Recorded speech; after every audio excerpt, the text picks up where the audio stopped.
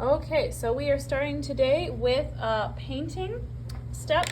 Last few classes you should have started to sketch out what you would like to create for your color scheme painting project.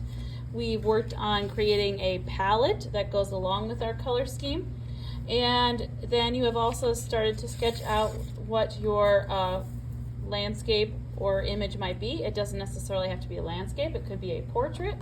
You have considered how you can include some basic forms, and here I have the basic form of a sphere and then a cube that I'm going to be utilizing in this example. Okay?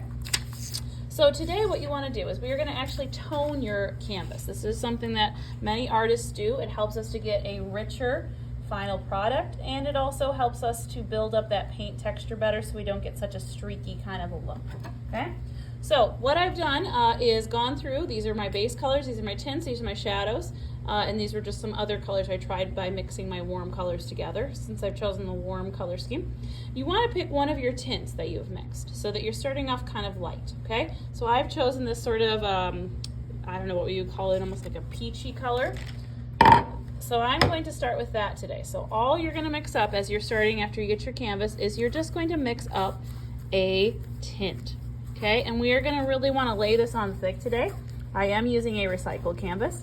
As you can see, I've also placed a messy mat underneath it because you will want to make sure you bring everything all the way over to your edges. Okay, don't be too worried today about whether or not you are getting all of the area filled. You just want to make sure that you bring everything to the edges.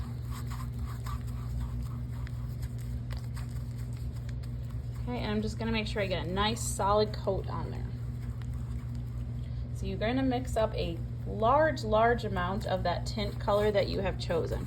And this is going to help us create just an overall tone for your image, whether you've chosen a warm color or a cool color scheme, possibly a monochromatic color scheme. It's just going to give us a nice base to work on top of. I'm using a large chip brush, and I'm just trying to make sure I get some nice even coverage here, so that I have a nice base to build up on.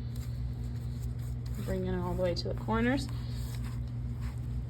Might be thinking about my brush strokes, whether you want them diagonal or horizontal. Doesn't necessarily matter a ton in this step, but sometimes it can help you start a texture that you might want to continue throughout. So it's something you can think about. Okay, so all I've done then is just create a base on my canvas and toned it using a tint. So that is your step for today.